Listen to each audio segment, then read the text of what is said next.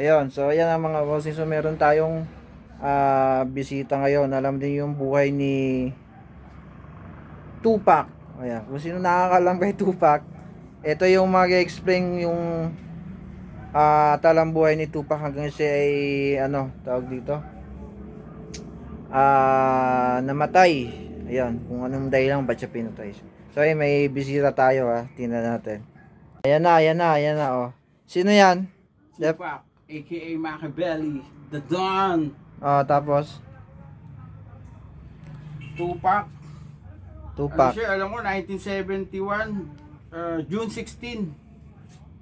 June 16, 1971, namatay siya nung September 13, 1996. Pinatay siya after fight. Mike Tyson. Pakilala ka muna. Sino ikaw, pakilala ka. My name is Jab, is in the house, dog. Sinaos. Alam ko pinatay siya nung after the fight, Mike Tyson sa Las Vegas. Kasama niya si Suge Knight, yung kanyang producer. Pero namatay lang talaga si Pac. Si Pac. Ang napuruhan dun sa Yung 2, nasaan? alam ko sa Chevrolet yata yun. Sa Chevrolet yung gamit nila sa sasakyan. Pero naka-white na Mustang yung dumali sa kanya. 6 shot. 6 shot? Body shot ang kinamatay niya. Pero tapos 6 days sharp before mamatay. 6 days. Sa hospital na siya namatay Tapos yun, bali meron siyang binanatan sa Las Vegas, yung tawagin natin na si Chris. si Chris Pac. May binanatan siya sa Las Vegas bago siya namatay. Tapos baka naman yun dahilan ba't siya may kaaway siya kaya ganon. Yun Hindi naman. Na yung number 1 na yung nakalaban niya doon. Si putang Sino?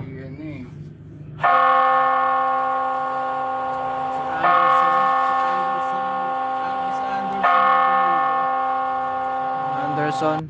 Ang binanatay niya. Gerald Anderson. Tapos nasangkot din yung tito ni Anderson doon. Oo. Yun ang pinaka parang gunman ni Tupac. Hindi ko na pangalan. Pero anong year sumikat yan si Tupac? Sumikat siya ng mga going 90s na Kasama niya yung Shock G. Shock G. Shock G.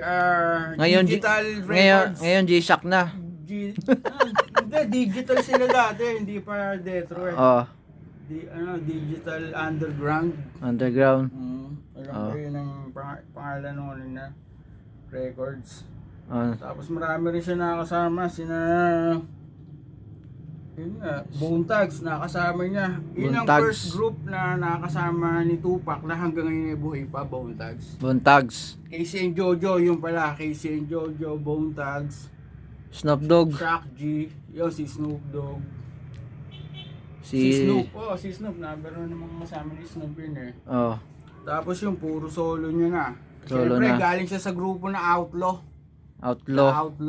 Anong records nila? Napoleon. Pangalan ng records? Hindi, na sila nun? Detro, nasa Detro na sila. Detro na. Detro Records na. Nung time na nasa Outlaw hanggang sa nag-solo Detro na. Pero first nila talaga Digital Underground, kasama niya yung Shock G na Shock G. Kung mapapanood niyo si Shock G, lagi siyang merong Pero ngayon G-Shock na. Hindi, Shock G talaga siya, pangalan niya, Shock G. Shock G. Doon kinuha yung lagi Shock. merong salamin na merong malaking ilong. Search ilong. na lang si Shock G, maraming kanta yun. Digital Underground. Digital Underground. Namatay din hindi ko lang alam kung ano kayo namatay ni Shock G.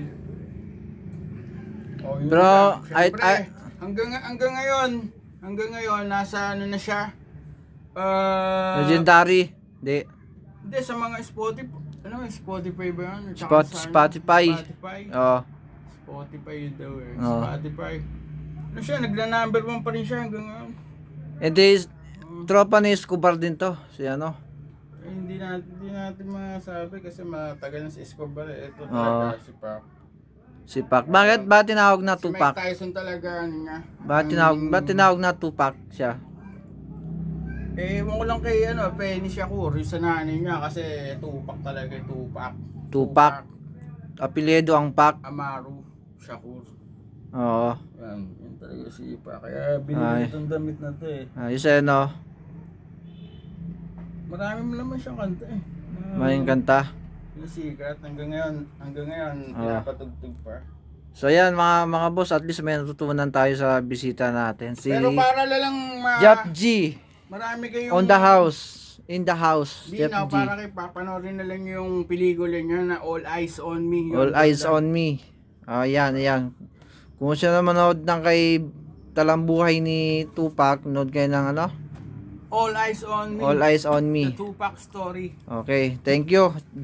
Jap G, thank you. Okay.